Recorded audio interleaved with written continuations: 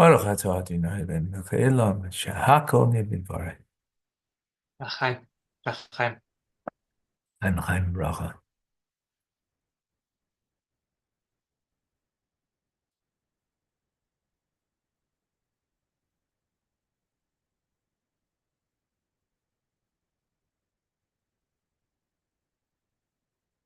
Welcome, folks.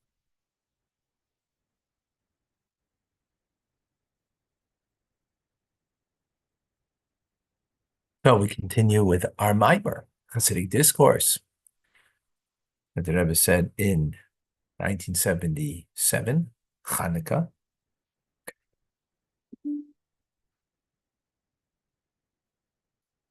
And so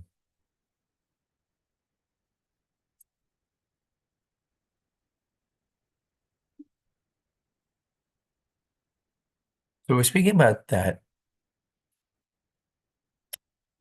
The Yavanim, the Assyrian Greeks, who were against the Jewish people in the story of Hanukkah, they didn't want to annihilate the Jews, not like Haman in the story of Purim, or not like other Jew haters throughout the centuries.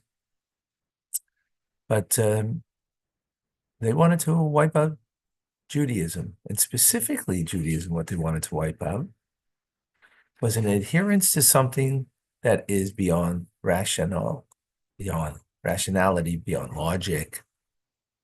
God is beyond rationality and logic.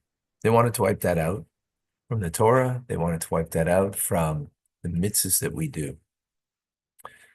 So initially we said that it was, the notion of those mitzvahs that are chukim, that are beyond rationale, like keeping kosher, laws of purity, impurity. But it's actually in all mitzvahs. And now I'm in the midst of explaining that. Because ultimately all mitzvahs have something of the divine that's beyond rationality. Right? So what does that mean? If we accept the fact that all mitzvahs are the will of God, the Torah is God's wisdom, and his will and his wisdom is one with him, well, just as he is infinite, so is his will and so is his wisdom. So it kind of makes sense that the Torah and the mitzvahs that he gives us, they're imbued with something that is an infinite wisdom that we cannot grasp.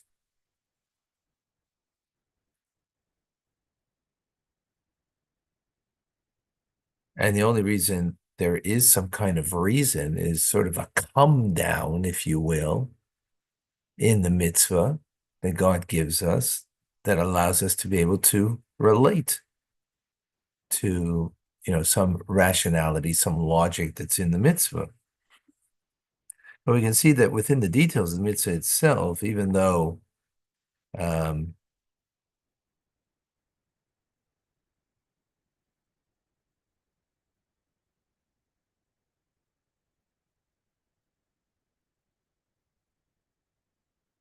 can see that the details of the mitzvah are not rational and logical. So, for example, God tells us to wear tzitzis, so we should remember and perform all the mitzvahs. Well, this doesn't necessitate to have one bluish string that can be only dyed with the blood of a certain sea creature, the chilozim. Only explains the general mitzvah. That's just one example, right? So the point being, it's clear that all mitzvahs, even anything that's logical about a mitzvah, is fundamentally beyond logic. It's God's infinite wisdom. So of course it's beyond logic.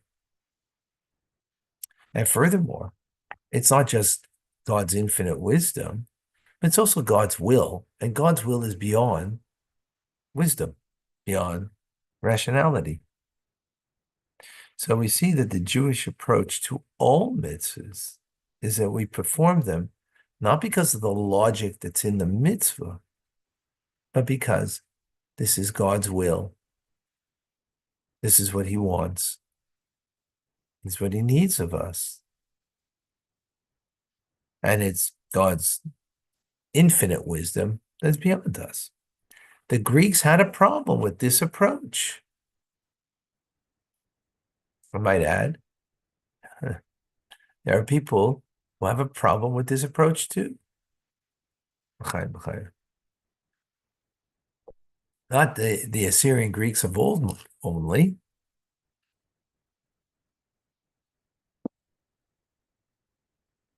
but people today. So this mimer, this Hasidic discourse, is not teaching us something that happened in the past, but it's something that happens today. So the Greek approach, human intellect, is first and foremost. Therefore, they could not tolerate anything that was super rational, that was beyond this human intellect in mitzvahs. Again, they would be able to tolerate that if you did it because it's reasonable, you did it because of some inherent value and logic to it, or or it's a cultural approach, fine. As long as it fits in with the human framework of things, right?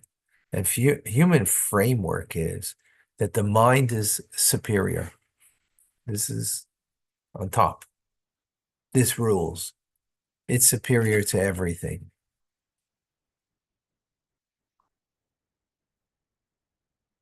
Right? But the Jewish approach is the opposite.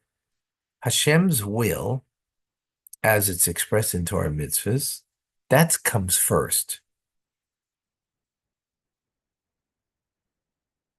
That comes first. And we do appreciate that God does share with us in the Torah through the, teaching of the sages, some, rationality, some intelligence that we can grasp. That God's gracious to give that. But even when we do use our mind to appreciate something, we know that there's an inherent limitation to my grasp of Torah mitzvahs, right? And therefore, what do? We put God first before ourselves, before human. And what's the first thing of the human condition and the human being is their intellect. The Greeks couldn't tolerate this approach. That's why their strategy was to defile all of the oil, the pure olive oil that had the seal of the high priest. Right. That was the target, if you will. Aside from, of course, at the same time, they were, destroying the Heichal, the sanctuary. So the Gemara says, the Talmud says, when the Greeks entered into the Heichal, when you read the Talmud, everything in Torah is very nuanced, and you may not pick up on it so easily because nuanced things we usually don't pick up so.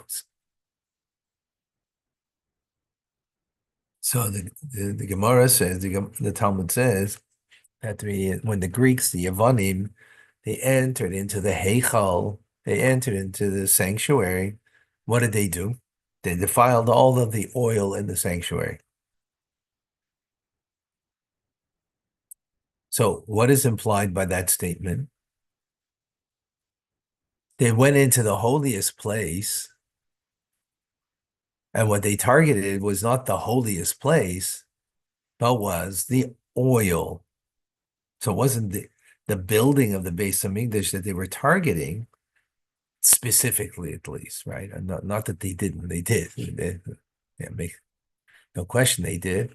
But specifically, they were targeting the oil to carry out their plan. Now, let's understand that. So Chassidus explains that Heichal, a Heichal sanctuary, is a building that represents Bina, understanding. When you understand something, you like create a building. How do you create a building? Because a building is created by brick by brick by brick. Well, when you understand something, it's idea that all comes together, right? Which is logical. So Bina is something that you understand. A building, of course, is built on, you know, a plan that is understand that, a plan, an architectural plan that makes sense when you create that building. So that represents Bina. Oil, on the other hand, represents Chochmah. Chochmah is the power of what? It's a nullity that is the first divine attribute, and it's the first attribute in our minds, in our soul rather, that is a container, if you will, for the infinite. So it is really beyond intelligence, Chachma. It rises above. It's the source of intelligence to Bina, right? And then they have to come together, those two. But it in itself is beyond. Like the flash of ingenuity that comes to you, and you, oh, Eureka, I got it, right? You really have the understanding? No, until flesh it out, which is Bina, and you take the bricks and you build the edifice, the Heichal, you've got something that is, beyond. So Chachma is the ability of intellect to accept something beyond itself. So Chachma, when you're trying to work out details, you kind of go down and look down, work it out. When you're trying to get something that you don't have yet, right? You're trying to to like it's not in your head yet, right? Being when it's in your head, so you look down because you're trying to now develop it. But when you haven't developed it, you're looking for the ingenuity, for the flash, the brilliance of Chachma. Pick up your head. Oh, what's that? What is that? It's elusive. It's beyond. Then it comes. You got it. In that flash of getting it, it's all there in a seed. But a seed, until it develops into, fully developed into the tree, I mean, it's all potentially there, but it's not. So Chachma is that idea to accept something that's greater than itself. That's why it's a container for the Ein Sof, for the limitless, in the divine order of things, of the infinite of Hashem, the Ein Sof, which is beyond logic and understanding.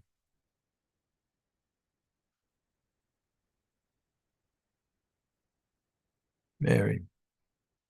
Just for a moment. Getting warm over here.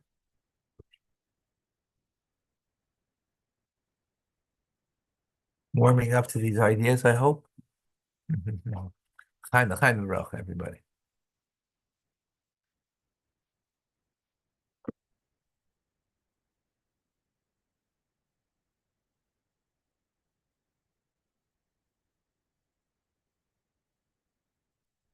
So then from there, right, from the that which is beyond logic, right, which is essentially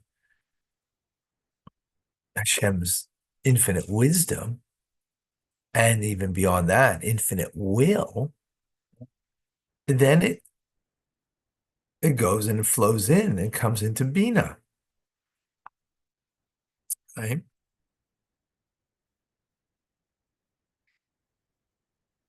I mean, into some kind of understanding. But essentially, it's beyond that because it's Chachma, wisdom. Translate wisdom. Wisdom's not a good translation, right? So the Torah system of logic is our faith that Hashem's Torah is true and beyond it, beyond logic. It's true because it's God's truth. Oh, right? Now, yes, we want to understand and make it our truth too, but inherently it's God's truth. And even the logical rules of interpreting the Torah are based on the fact that God told us that we should use these rules to interpret. That's all the idea of oil, right? Oil is mixed together with other liquids, rises to the top and separates from the rest.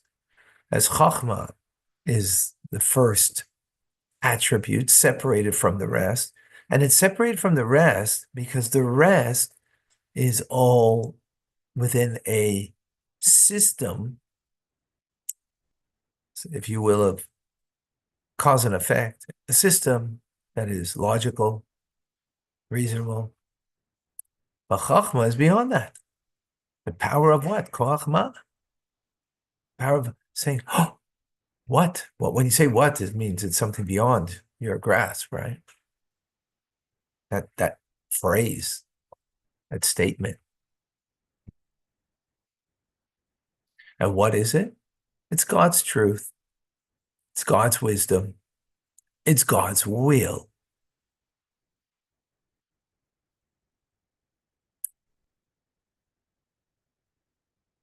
So the Greeks wanted to remove the influence of oil, meaning pure faith, chachma, the chachma, that pure faith, remove it. Remove it from where? The heichal. So they came into the heichal and purified the oil. Heichal is what? The sanctuary. It's a building. Bina, understanding. Remove that which is beyond understanding and just remain with logical understanding, intellectual engagement, the mind. That's it. That's why the Greeks would favor philosophy. Where's philosophy begin? In the human mind, human reasoning. And that's the way you look at the world from that perspective. That's why most philosophers are atheists,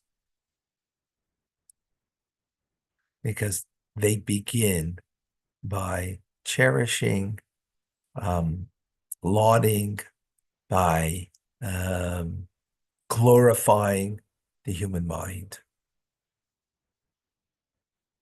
which of course becomes self-glorification, and you become the God, right? You determine right from wrong. You determine what's truth and what's false.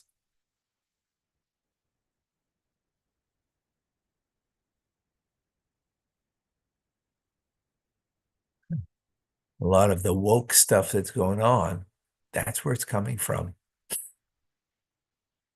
in universities. Torah, on the other hand, is saying that godliness is super rational. The oil at the core of the human intellect, the heichal, is something that is beyond rationality. Therefore, the Greeks entered into the Heichal and specifically targeted the oil to carry out their plan. Because the Greeks managed to defile most of the oil, meaning the super rational foundation that's in the Heichal and the intellectual approach of the Jews, what did we need to do? We needed to find a strategy that's to reverse that. Wow. So what's our strategy? How are we going to reverse that? Right? In other words, let's make very clear that, as always, Jewish people are not uniform in their commitment and their belief. And in the times of the Yavanim, of the Assyrian Greeks, there were Jews who became followers of the of Greek philosophy, and after all, it was the new thing on the block, and they became entangled, an element of the Jewish people. Others were, you know, were complacent. Others were scared. But the Greeks had managed to affect the Jews' intellectual approach to Torah mitzvahs, because not only they physically defiled the oil in the Heichal, right, but they affected the Jews. It wasn't just that action of going into the Heichal, but that's what it represents, an action that was over time affecting the Jewish people with, Greek culture that was being introduced into Jewish culture, Jewish way, the Jewish path. So you can't fight that back by using your intellect, okay? We're going to have an intellectual battle over here. We're going to debate this. That's why the debates usually don't work, because debate means engaging with rationality and with intellect, right? And even though there's aspects of holiness that can be justified intellectually, right? You can get there. That would represent the higher level of the soul. Ooh. But it's not a sufficient weapon to fight against the Greek culture that human intellect rules. By the way, where else did human intellect rule? Where else? 80 years ago, Nazi Germany, Yamach Shamam, also ruled. Same idea. Anyway, we'll continue our learning, our conversation here. See you soon by Chumash Rashi. This is phenomenal, fascinating.